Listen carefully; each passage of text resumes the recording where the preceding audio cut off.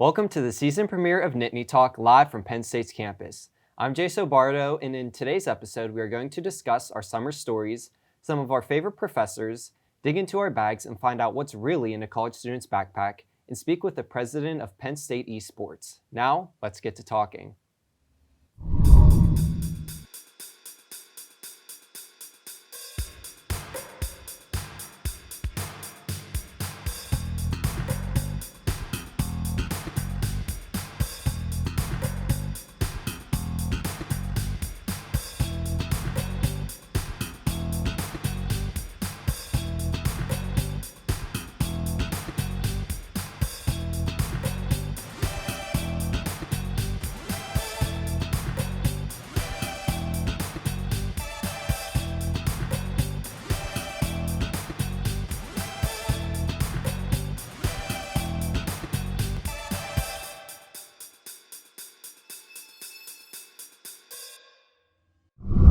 Welcome back to Nittany Talk. My co-hosts Andreas Snody, Paloma Front, Francie Ebert, and I will be discussing our summer stories. So Francie, what's one of the best things that's happened to you this summer?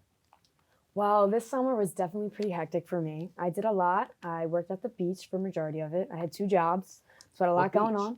I was at Avalon and Ocean City, but I worked in Stone Harbor. I've never been there. Okay. Yeah, Stone Harbor is a really, really nice town, and it was crowded this year.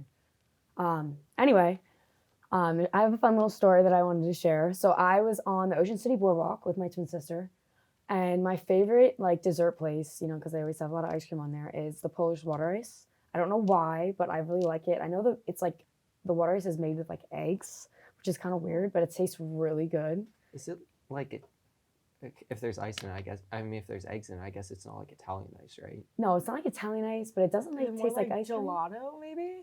A little bit, but it's softer. I don't really know how to describe it, but it's really good. I usually get Blue Raz with vanilla ice cream. Anyway, I get my signature order, and I'm with my twin sister, and we're sitting down, and I go and grab something from my bag, right? So I lean over, and I'm not paying attention. A seagull comes down, swoops the top of my ice cream, and I'm like this, watching it fly away, and then it drops out of its mouth and then hits someone in the face. No. I'm like, oh my God. So this person has ice cream like this, and they're like looking all around, oh my God. And we just both were like, no way that just happened. If that was on film, that would have been so funny. That's my big story. I'm not a fan of birds at all. I think they're the modern day pterodactyl, especially if they're gonna come down and swoop down to get your food. I'd be out of there so fast. Yeah. That is my worst fear. I just hate seagulls. When I'm at the beach and then they just start swarming around me, I get so scared. Yeah. And then you have someone's little kid trying to feed it. Exactly. And then they come even more. No. I'm just so scared that one day they're just gonna poop on my body somewhere. It's happened so much. It's happened to me, but it's no good way. luck. It's good luck. It is. Yes. They just say that. No, you. it's good luck. It's good luck. I was 10 and I was in Peru and I was on the boardwalk and suddenly it just goes and I touched my forehead. Oh, no. And I'm like, it's white. Some white things on my forehead, and I called my mom crying. And my mom was like, no, it's okay, sweetheart, it's good luck. I don't think I had good luck. I mean, I don't remember, but that helped. Just keep telling yourself that. Yeah. Make you feel better. I feel it wasn't the big, I think it was just a regular bird. I don't think it was a pigeon. Because it wasn't big. Let's get off of birds. I do not like birds. Anyway. It was a small one. Paloma, what did you do this summer? I think this summer was the first summer I actually felt like an adult. And that was extremely life-changing. I mean, every other summer, you're down the shore, I would be hanging out with my friends. This summer was I was working 18 hours a day. And then, oh my gosh. Which I'm very grateful for. I had an incredible internship and I absolutely love that. But that was from 3 a.m. to 11 a.m. And then I needed to get money somewhere. So I continued working at the restaurant I've always worked at, which goes from 1 p.m. to 11 p.m. So it was just the continuous cycle every day and it made me appreciate. Hey, but you're making money moves though. Yes, money I moves. feel it's I couldn't complain. I was I'm very grateful for having an internship, grateful to have a job. It just makes you appreciate past summers as a kid when there was no worries except summer, and it made me appreciate on the weekends I didn't work on weekends, so I would be like down in Seattle a lot or Philly, and it was really relaxing. Yeah, I worked at a restaurant this summer too, and yeah, when you close, they're late nights. Like there's because it was a sports bar, and so there were some nights I wouldn't get out of there until midnight or later. Jeez. Did Yeah. you like it? Yeah. Oh, I loved it, and I'm like I'll be going back during breaks and stuff. And it's a good way to make money. But yeah, I love the people I work with. But yeah, it is long nights. Yeah. Yeah. Wow. People underestimate how difficult like working at a restaurant Yeah, is. definitely. I always say people should work in Definitely. retail and in a restaurant because I Yes. worked in retail before, absolutely awful, hated it. Yep.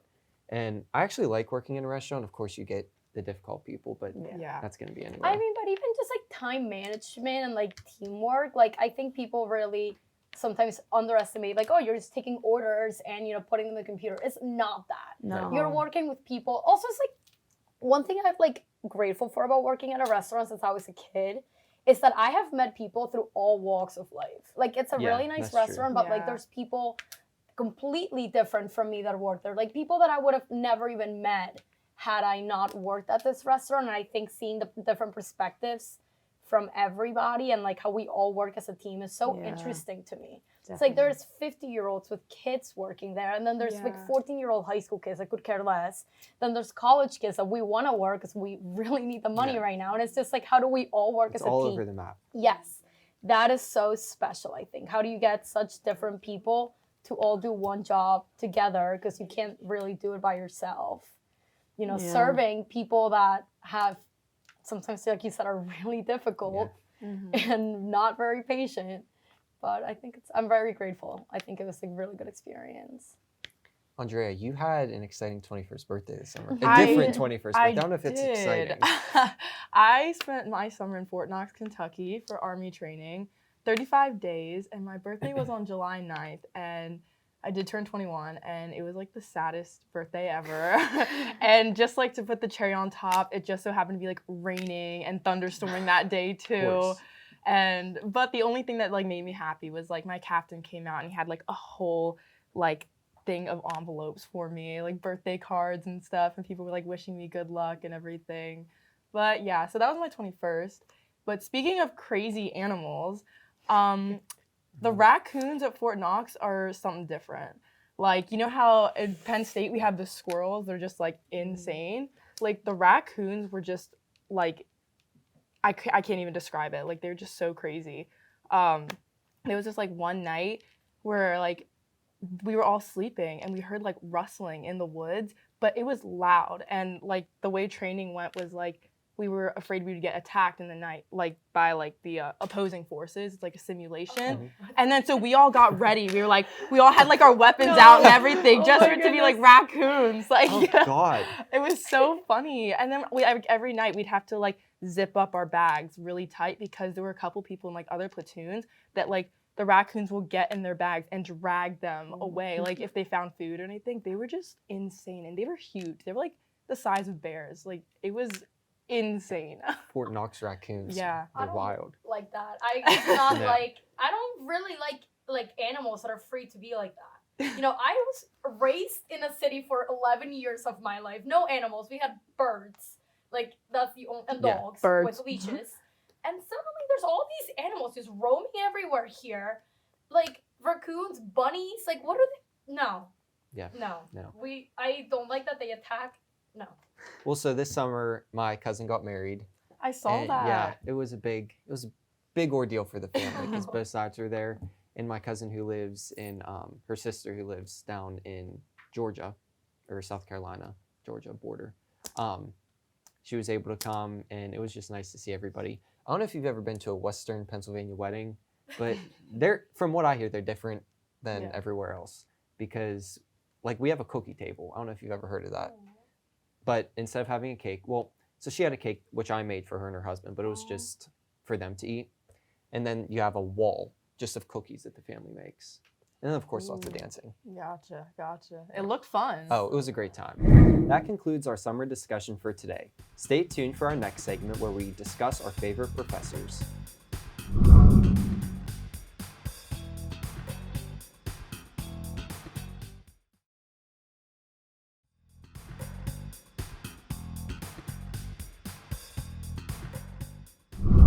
Welcome back to Nittany Talk. I'm Paloma Front, and we're settling into our first month back at school. That means we've gotten to know some of our professors personally. So, Ethan, who's your favorite professor?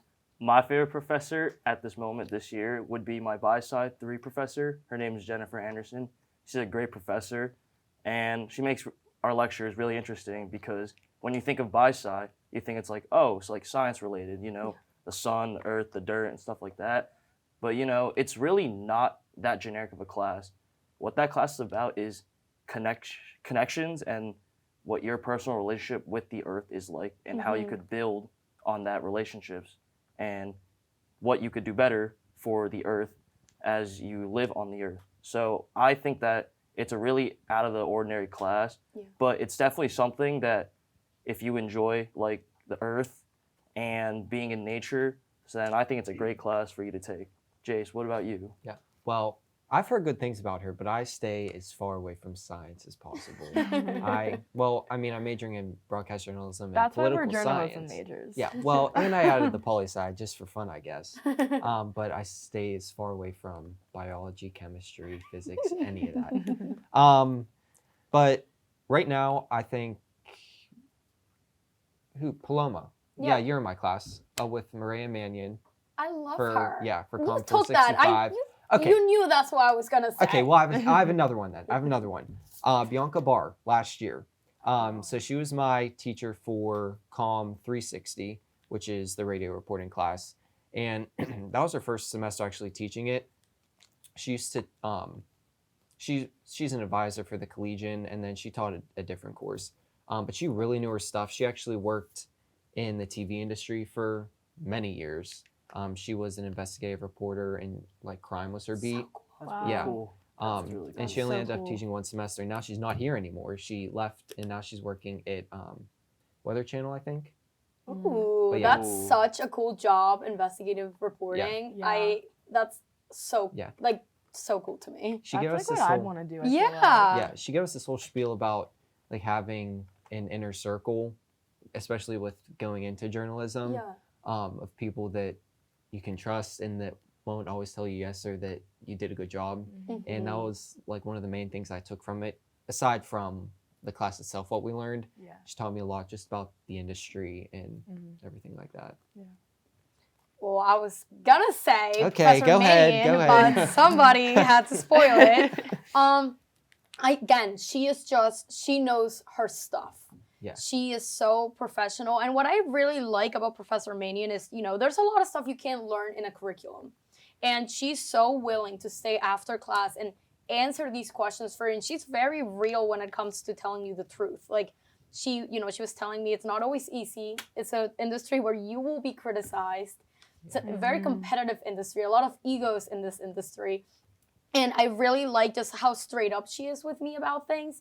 I hate when people sugarcoat. And just knowing how many years she's worked in television, I feel like her advice is just gold. And I'm just so happy that I get to experience, her mentorship for a semester, especially my senior year, and take all of that with me. How about you, Andrea? I have two. Ooh. The first one is Molly Countermine. She's my HDFS professor, and she's just so cool. So cool. I found out that she's in a band with her husband, and they play every Friday night at the First. And I was at the First, one of the first weekends of school, and she was there, and I was like, that looks like my professor. She was singing "Running Up That Hill" by the song from Stranger Things. Kate, Oh, yeah, Kate, yeah. what's her name? Kate Hill or something like. Kate Kate Bush, yeah. Oh my gosh, and I just fell in love with her, and every single one of her classes is just therapy. It's just so cool. She's just an awesome woman. And then the second one has to be Steve Krasik. He's in charge of Center County Report, and he is just the sweetest man alive. I love him. I remember last year, last spring, when I went in for my interview, it was my first interview ever for anything. And I just remember being so nervous, having the jitters and everything. And everyone says oh, be yourself. But honestly, you're not always yourself when you're in an interview. You're just You're your really professional self. yes, Yeah. your Professional professional self. Yeah. And I walk into his office, and right away he just like had this big smile, and I was just automatically like so comfortable, and I really did feel like I could be myself. And he literally just like gave me the job on the spot. Like right after my interview, he was like, "Yep, you're in." Like, gotcha. That's pretty cool. Yeah, and it was just so cool. And now like working with him, like working for him, he's just so passionate about like news and journalism, and like that's exactly who I'd want like to work with and to work for. And it's kind of the same as Murray Mannion. Like he doesn't sugarcoat things. Like he tells you, it's like constructive criticism. Yeah. He Right. wants us to be better. So he'll tell me if something's wrong or if I need to fix something. And yeah, I just like he's the best. Yeah. I also want to give a shout out to Kurt Chandler. He passed away last year, but everyone who took his class loved him. He taught COM 271, which is news principles. So I took that freshman year, and he was a great professor. He was. Well, that wraps up our discussion for today. Stay tuned to find out what's in our bags. For Nittany Talk, I'm Paloma Frown. Lid roller. I need that because today our producer Olivia actually called me out because I was all linty. And There's a lot going on. There's a lot involved. It's almost sounding like you're explaining tryouts for like soccer and football, and it's sounding like an actual physical activity sport. So what would you say to certain people that?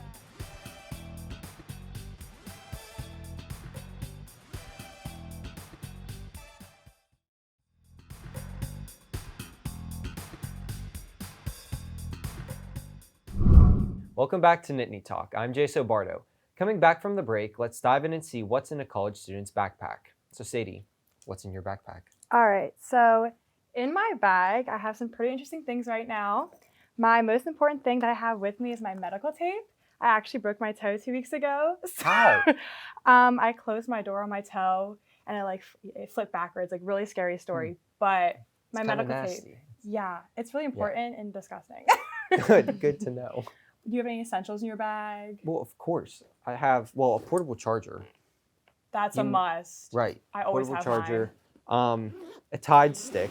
I kind of need that actually. Right, you wouldn't think you need it, Yeah. but anytime, like I'm surprised I didn't stain this yet, because anytime I wear white, I get a stain. Oh my gosh, yes, my roommate literally just used hers today, so that's so smart. Yeah, it's useful. I just bought a new one at Target the other day. What else do you have? Okay, I won this little pen today in class, and I actually did not have any black pens with me, so this is essential, a black pen. There you have it. So, yeah, and then I also have like deodorant in here because you never know, especially when you're on the go, like coming to talk shows and you're filming after classes and everything, it's a must. I should keep deodorant in my backpack. I don't, because a lot of times I'll go to the gym, then I won't have time to shower before Oh. class. I'll put deodorant on at home. I don't stink. The whole world's gonna think I stink. I don't. But, you know. I can confirm, you don't, you're Yeah. fine. But sometimes you're sweating, you walk into class, and then you get self-conscious. I also have ibuprofen. That, I always carry You never know when a ibuprofen. headache's gonna hit. Yes, a headache, cramps, like you never know. Your toe. Yeah. Yeah, right. Gum, another big Okay. thing. You don't want nasty breath That's talking to true. your I put professor. gum in here. Yeah. See, I keep an empty, like, this needs thrown away. There's no gum in there. But it, you know. Okay. That's smart. I have a lint roller with me. This sounds kind of stupid. It's like really dirty right now. But like I wear a lot of black and everything, so a lint roller's a must, especially because all the career fairs coming up. That's smart. I mean, yeah, I use a lint roller a lot at home because I have a dog. But I mean, I'm not really getting a lot of hair on me here. True. But, you know. And then, what else do I have? Oh, this is kind of weird. I have salt and pepper packets from the Why? McAllisters. If you get the baked potato, they'll give you salt and pepper packets in the like silverware or in Okay. the plasticware bag. And then I've just accumulated them. Okay, I see some people carry like hot sauce like on a keychain. I don't know if you've ever seen That's that. smart. So like salt and pepper, I'm not like too surprised, but it's still like very weird. Freshman year, I would always put hot sauce on my stuff because I was eating at the dining hall. And there's no And taste. hot sauce would just make it better. Now I'm cooking for myself. I live downtown. I don't need it as much. But Yeah. the salt and pepper packets, you never know when you're gonna. You never It's know you're gonna something need it, bland. especially like okay, I have an extra pair of socks in here. Again, you never know when you're gonna need it. I like needed it because it was raining one day and the rain came right through my sneakers. I think it was like yesterday, and I was like, oh, thank God I have an extra pair of socks because it was disgusting to walk into class like that. Oh, that I can't tell you the number of times I've gotten caught in the rain. Normally I have an umbrella. I'll look at the weather before I go. If there's a chance of rain, an umbrella going in Yes, the you always backpack. stick one in your backpack. Right. All right, enough about us. Paloma, what do you have in your backpack? Well, first of all, I've seen you at the gym, and I'm. Whoa! You need to start working out a little less and making some time before the gym. Oh my! Before class. Yeah, now the whole world's gonna think Alright. I stink. I don't know what to tell you. Lint roller. I need that because today our producer Olivia actually called me out because I was all linty, and I'm like going like trying to scratch it off, and it's not coming out because now we have a cat. Anyways, my backpack. This is her big debut. She's new. And I got it because I had a North Face, but I was always hurting. So I got this cheap backpack, which everybody has bullied me about because it's not even like a brand. It's a $15 backpack from Amazon, and I adore it. So can keep a lot in here, but what do you keep? So I think I keep what a basic normal college student has in their bag. So obviously my MacBook's right here.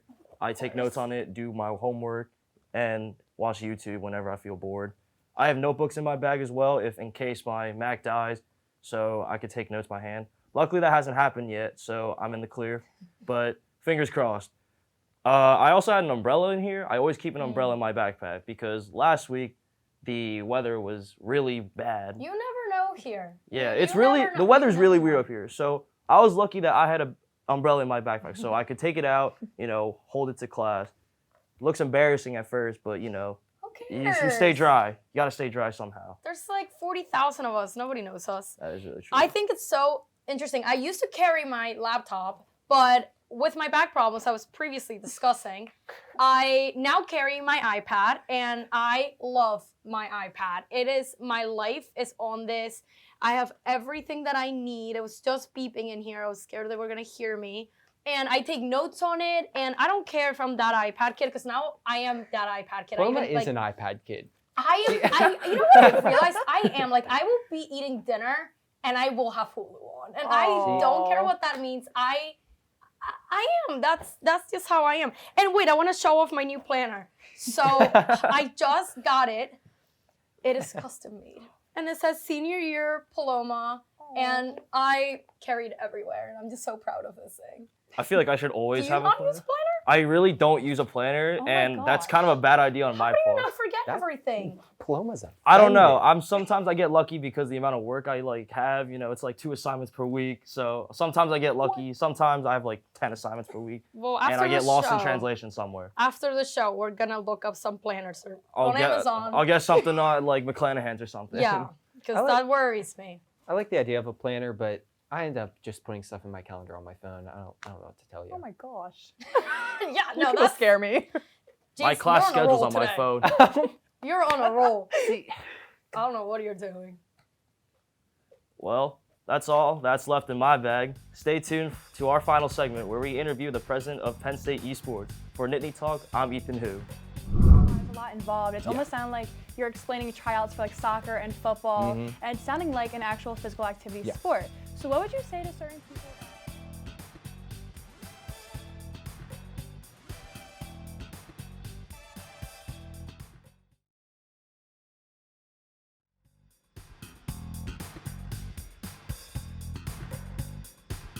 Welcome back to Nittany Talk. For our last segment, we have the pleasure of talking to the president of Penn State Esports Club, Owen Ritchey. So, Owen, please tell me a little bit about esports and why it makes you so special. Yeah, so esports, as a general overall, I guess, topic or industry has been really on the rise recently. So it's kind of like a subsection of gaming in terms of it has a very large access to a lot of different people. So it kind of crosses between the gaming sphere and a little bit of the sports sphere as well. So it kind of creates a really special combination of these different kinds of enthusiasts. So to me personally, I'm a very competitive person at heart. So just kind of combining the two of these passions of mine. Really think it's very interesting. So with the recent growth of the industry, it's been growing a lot at different campuses, specifically Penn State. So the club, I think, was founded about 10 years ago with about 10 students who were just doing League of Legends specifically. We just hit 2,600 Wow. about last week or so. That's also including some alumni, some other students who aren't really Penn State, but majority of our players are students, members are students, I suppose. So we've seen a really explosive growth of the club. We kind of hope this trajectory kind of keeps rolling. Okay, that's awesome. I saw that your members have doubled, almost tripled when you're looking at the Yes. statistics. Yep. Do you think there's a reason why? Do you think it's because the gaming industry is really getting more recognition now? I think it's like a two-pronged approach, really. So it's kind of the external force of the overall industry. So recently, it's kind of like an exponential growth. So it was, kind of getting some attraction, like, the early 2010s. And then I want to say around like maybe 2017, 2018, it really started to take off. I think last year, the League of Legends World Championship, which is probably one of, if not the biggest event of the year for this whole industry, I think hit 70 million peak viewers, which for context, the Super Bowl kind of hovers around 100 to 110 million. So it's really been growing a lot as a global industry. So that general growth of the viewership numbers, a lot of these teams and these organizations have had insane valuations. FaZe Clan, for example, which is, I believe, the third or the fourth largest valuation. They just went public on the stock exchange. So they just crossed the $1 billion valuation mark. So a lot of these orgs have really exploded. So combining all those factors really has grown the audience base for esports. And then at Penn State specifically, maybe I think before kind of my regime took over a little bit, we were kind of I guess looking at more of just kind of targeting those specific like top 1% gamers who want to be competitively driven, but we took a step back and we wanted to focus more on the overall community, right? Because not everyone can be in the top 1%. So trying to hit more of like the community, trying to hit more of the the people who just enjoy the media, the Twitch. A lot of streamers now, it's a big deal for us. Exchange students are also a big draw for us. So kind of those two factors of the outside community and then also switching our vision for the club. Okay, so you listed some of your divisions. Could you explain what your divisions are and what the significance they are? Yeah, so I would say how our club is structured. We're kind of like a weird organization in terms of we're kind of more of like an umbrella. So I kind of like to equate it to like the U.S. system, I suppose. So like we have like the e-board, the general staff, that's kind of like the federal government, right? And then each division, which represents a competitive game, that's kind of like a state. So League of Legends, it would be like your California. They're by far the largest. They pull a lot of weight. We have Rocket League, Overwatch, Counter-Strike, Valorant's been a big one recently. So they kind of govern themselves. They have their own teams, their own tryouts, own events, but we kind of, pull everybody together into a union, essentially.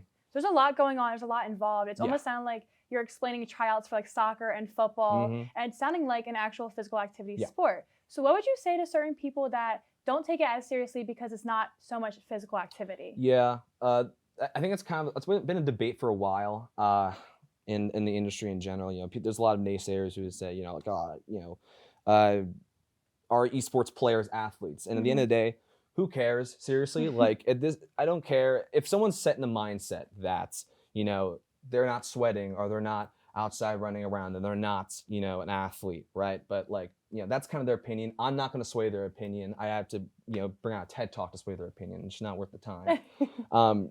The facts that they can't ignore is that how explosive the industry is. The valuations have been rising. It kind of hits a much wider market than the NHL would. So sure, they can say why they don't equate to normal sports, and I would argue that they practice the same amount, still the mental strain. These players, I was my player myself for a while, and just it's a lot on like the mental health of a lot of people. So sure, there's people who kind of say, because they're not doing this and that, and they don't qualify. You could say this thing about F1 drivers, right, or golf players. Right. It's really it's kind of like an opinionated point. But at this point, I don't really care what their opinion is. Like we're way past that point, I suppose. You have a very competitive attitude towards it. How do you think your competitive attitude landed you in Seoul this summer? Yeah, so I got to basically a connection with, we have, obviously being Penn State, we have a very large alumni network, which also translates to the gaming and esports space here. So we had an alumni connection that worked at Comcast specifically. So Comcast, obviously being a very large draw in Philadelphia, they had bought into one of these really big Korean teams. I want to say back in 2019 it was. The very historical team. So that was kind of Comcast's entry into esports. And so they had moved a lot of people over from Comcast into this Korean company. So one of that one of those connections is the new CEO of that company, which was transferred Wow. from Comcast. Shout out to Mr. Joe Marsh. He got our connection there. But we basically wanted to create that connection there is because we see a huge gap between people who want to work in the industry and actually getting the jobs in the industry. Because the big problem is that if I'm a high schooler and I'm like, I'm so passionate about video games, I want to work in the competitive scene, I want to work for Twitch, Riot, whatever, you kind of need to know somebody to get in there, which is kind of what we wanted to bridge the gap here with our club specifically by connecting students with the alumni connections. So establishing an internship pipeline at T1 was one of the goals of ours. So I was kind of like the test subject, I suppose. So I was the first student to go over to Korea. I worked in partnerships and sponsorships, so specifically doing working with BMW, Samsung, a lot of those guys like that. That's awesome. So that kind of gave me a global perspective on things. That's awesome. So do you think that Penn State esports will grow in the near future? Like seeing it very briefly, Yes, yeah, I'm very, very optimistic on the growth of our of the club and the scene here. So right now we are just kind of a club sport, student run, that kind of stuff. But I would say that for our growth into kind of a larger sphere, maybe athletics down the road, it won't be just like Penn State's just all of a sudden, we want to support this, put our whole backs behind the scene. Right. It'll be a gradual shift of things. So we're actually the only school in the Big Ten East now who does not have a dedicated staff member in esports. So we're getting to that point. Michigan State just hired theirs a couple months ago. So building those connections out, doing different colleges, business, college of communications, athletics, campus recreation, trying to hit those different departments. I think we'll eventually get the support for big events down the line and really try to grow the scene here. Well, congratulations. That's all we have time for today. It was so nice having you, Owen. For Nittany Talk, Pleasure. I'm Sadie Protzi.